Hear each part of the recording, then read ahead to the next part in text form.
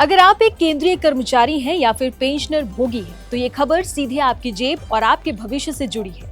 क्या 8वें वेतन आयोग में आपका फिटमेंट फैक्टर बढ़कर 2.86 होने जा रहा है? अगर ऐसा हुआ तो क्या लेवल 1 से कर्मचारियों की बेसिक सैलरी 18,000 रुपए से बढ़कर सीधे 51,480 रुपए हो जाएगी?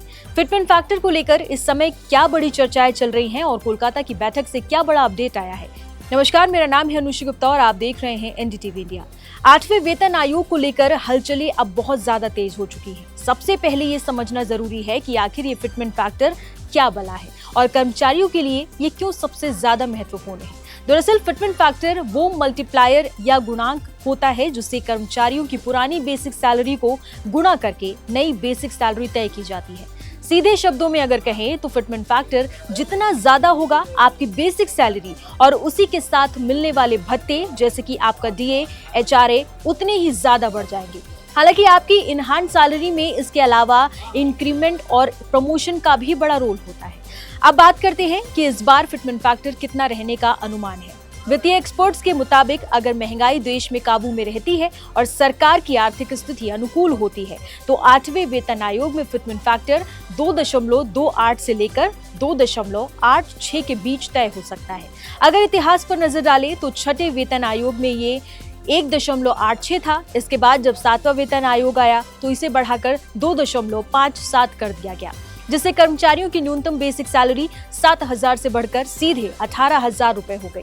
इस बार कर्मचारी संगठन लगातार मांग कर रहे हैं कि इसे 2.57 से भी ऊपर रखा जाए ताकि निचले स्तर के कर्मचारियों को एक सम्मानजनक सैलरी हाइक मिल सके।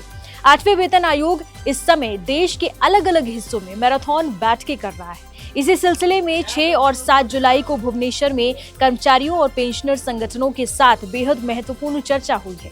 इसके तुरंत बाद 9 और 10 जुलाई को कोलकाता में एक बहुत बड़ी बैठक होने जा रही है, जहां से डेटा और मांगों पर अंतिम राय बनाई जाएगी। अब सबसे बड़ा सवाल ये है कि इसकी रिपोर्ट कब आएगी और ये कब से लागू होगा। आपको बता दें कि नवंबर 2025 में सरकार ने आयोग को अपनी रिपोर्ट सौंपने के लिए 18 महीने का समय दिया था। इस लिहाज से मई 2027 से पहले रिपोर्ट आने की उम्मीद बेहद कम है।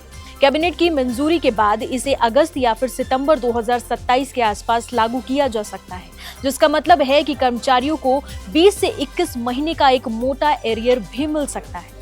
इस 8वें वेतन आयोग के लागू होने से देश के 1 करोड़ से अधिक लोगों की लॉटरी लगने वाली है, जिसमें लगभग 50 लाख केंद्रीय कर्मचारी और करीब 65 लाख पेंशन भोगी शामिल हैं। हालांकि अंतिम फिटमेंट फैक्टर क्या होगा, इसका सटीक फैसला सरकार की अंतिम घोषणा के बाद ही साफ हो पाएगा।